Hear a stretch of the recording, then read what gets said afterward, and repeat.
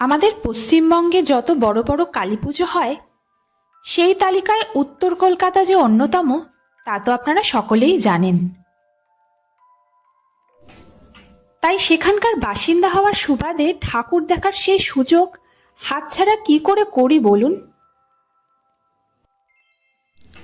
আগের ব্লগে তো আপনাদের বললামই যে বাড়ির পুজোর পর বাড়ির সবাই মিলে আমরা যাই ফিরিঙ্গি কালীবাড়ি, আর সেখান থেকে ফিরে আমরা বয়সে একটু ছোট যারা তারা বেরোই কাছে পিঠের একটু ঠাকুর দেখতে, পায়ে হেঁটেই যাই। যেমন এই পুজোটি আগে হতো নাকি গলির ভিতরে, তবে এবার হচ্ছে মেন রোডে, বেশ বড় করে হচ্ছে। আবার দেখুন রাস্তা জুড়ে মেলা বসেছে। ভিড় দেখে বোঝার উপায় আছে যে রাত্রির 1টা বাজে। আর কত বড় প্রতিমা দেখুন। মোবাইলে আপনাদেরকে কতটা বোঝাতে পারছি জানি না, তবে প্রতিমা অনেক বড় হয়েছে এবার। আজ সকাল থেকে উপোস করেছি তো, তাই বড় টায়ার্ড লাগছে বুঝলেন, তাই ধরেছি বাড়ির পথ। আর এই খুদেটাকে দেখুন, রাত্রির 1:30 বেজে গেছে, তবু চোখে একটু ঘুম আছে। ও আমার জায়ের ছেলে।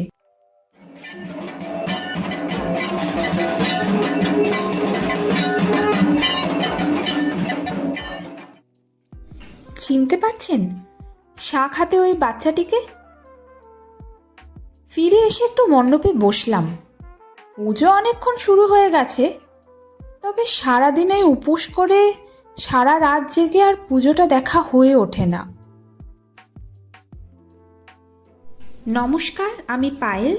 আজ বেনেবধূর গপ্পের একটা নতুন ব্লগ শুরু করলাম। আপনাদের সকলকে স্বাগত জানিয়ে। আপনারা সবাই নিশ্চয়ই খুব ভালো আছেন, আমরাও খুব ভালো আছি। ওই দেখুন কেমন হাই তুলছে, তবু শাঁখ বাজানো ছাড়া যাবে না। সারা রাত জুড়ে দফায় দফায় চলে মায়ের আরতি, তবে আজ আর চোখ খুলে রাখতে পারছি না। আবার কাল সকালেও তো তাড়াতাড়ি উঠতে হবে।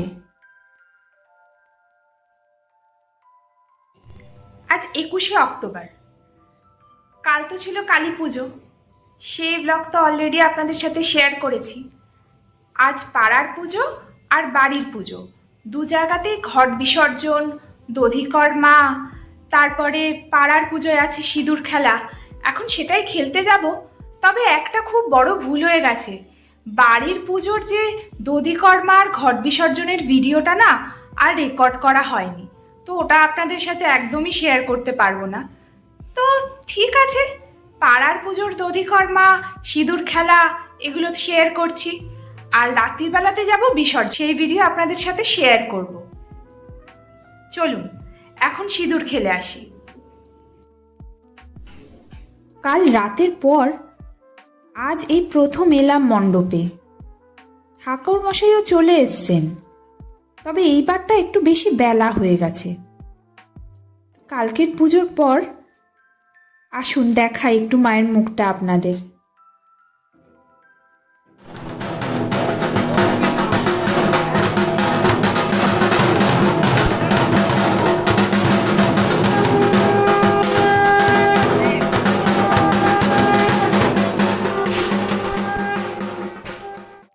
কি কাণ্ড দেখুন একবার, পুজো চলছে অথচ ঢাকি দাদারা বেপাত্তা।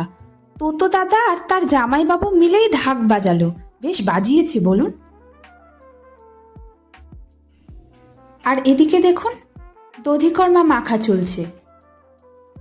উনি হলেন জুবলা জেঠি, আমাদের পাড়াতেই থাকেন, তবে পুজোতেই ওই যা একটু দেখা হয় আর কি। উনি সব সময় হাসছেন। আরতির প্রস্তুতি চলছে। বিসর্জনের আগে এটি শেষ আরতি, তাই শেষবারের মতন মাকে সেবা করার সুযোগ কেউ ছাড়ে বলুন। তবে বেশ বুঝতে পারছি বিসর্জনের সময় যত এগিয়ে আসছে মায়ের মুখটাও কেমন পরিবর্তন হচ্ছে। তবে প্রতি বছরই আবার এমনটাই মনে হয়। এই বছর নতুন কিছু নয়। আপনাদেরও কি একই রকমের মনে হয়, নাকি এটা আমারই মনের কোনো ভুল? সবাই বলেন ঘট বিসর্জনটাই নাকি আসল বিসর্জন, কিন্তু মন কি মানতে চায় বলুন? মাকে যতক্ষণ চাক্ষুষ দেখছি ততক্ষণ বিসর্জন কথাটা ভাবতেই তো মোটেও মন চায় না আমার। আর ওইদিকে বাজছে বিসর্জনের বাজনা। বিসর্জনের বাজনাও যে আলাদা হয় সেটা আমার জানা ছিল না।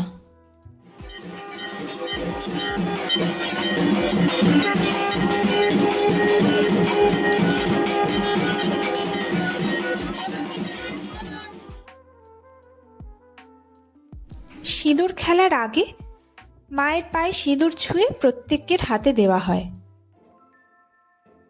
শুরু হয়ে গেল সিঁদুর খেলা। এই যে মা আর ওই তিতি, মানে আমার ননদ,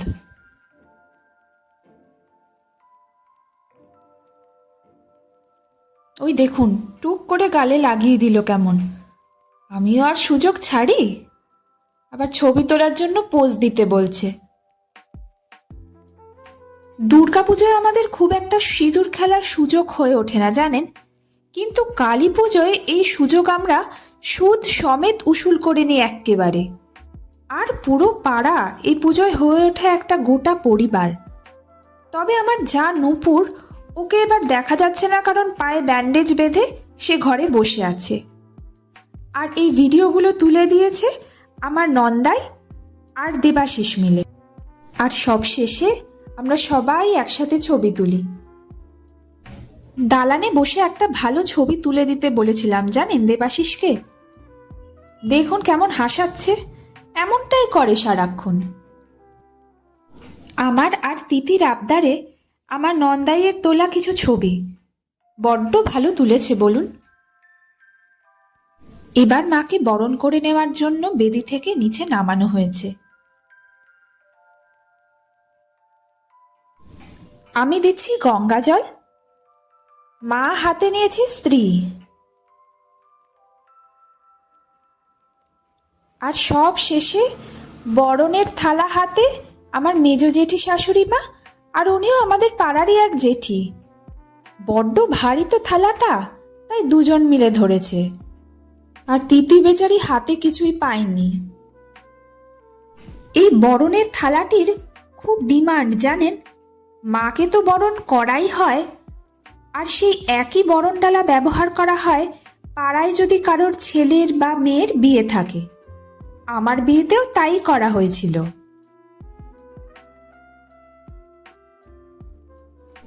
ঠিক যেমন করে মেয়েকে বরণ করা হয়, সেই একই পদ্ধতিতে মাকেও বরণ করে নেওয়া হয়।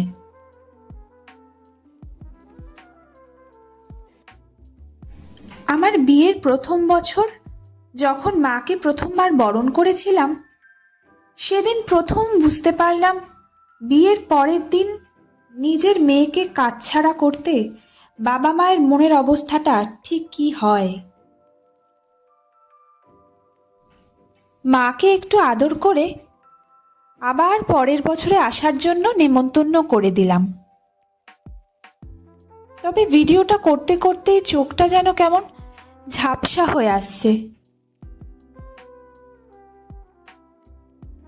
আবার তাকে এভাবে কাছে পাওয়ার জন্য সেই 1 বছরের অপেক্ষা। মা কনকাঞ্জলি নিচ্ছে।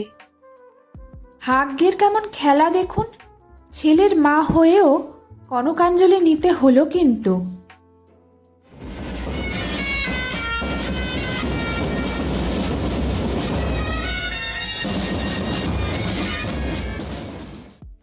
ওদিকে সব ব্যান্ড পার্টি দাদারাও চলে এসছেন।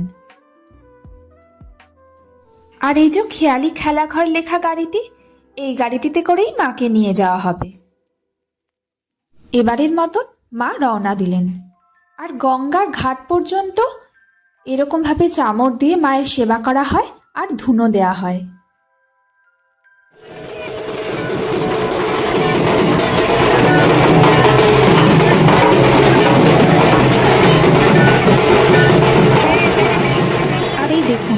কত ঢাকি সার দিয়ে চলেছে মায়ের গাড়ির পিছনে। এরপর তারাও তো যে যার নিজের ঘরে ফিরে যাবেন। আর তার সঙ্গে চলেছি আমরাও, ঘন্টু, দেবাশিস, জামাই, আমি, তিতি আর মেজদা ভাই। আর এইটা হলো অন্য একটা পুজোর গেট।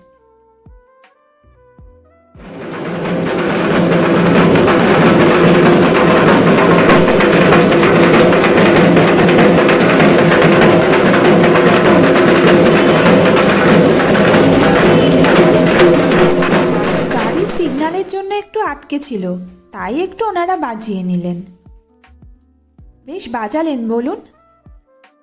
আজ বিসর্জনের দিন মাকে যে মালাটা পরানো হয়েছে তাতে এবার লেখা আছে ভালো রেখো মা। এইবার হাজির সেই সময়, মাকে এবছরের মতো বিদায় জানানো।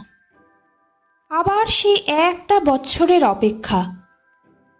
মনটা তাই একটু খারাপ। তবে আমার মন খারাপের মলম হলো গান। তাই গান দিয়েই আজকের গপ্পটা শেষ করব ভাবছি। আপনারা সবাই খুব ভালো থাকবেন, সবাইকে ভালো রাখবেন।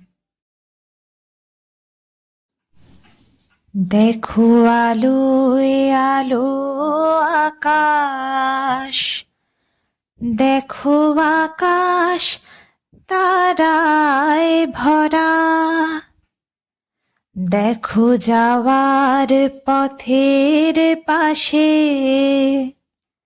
ছোটে হাওয়া পাগল পাড়া। এত আনন্দ আয়োজন সবই বৃথা আমায় ছাড়া।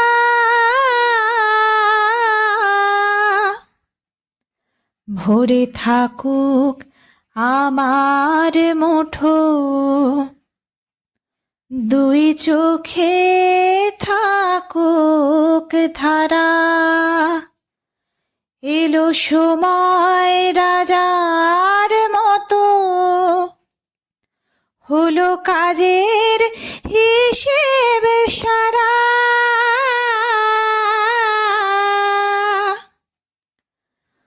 असतो मा सत् गमय तमसो ज्योतिर्गमय मृत्योर्मामृतं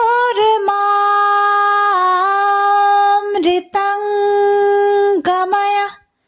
शान्ति शान्ति ओम, शान्ति ओम, शान्ति ओम। हरि ओम तत्सत्। शान्ति ओम, शान्ति।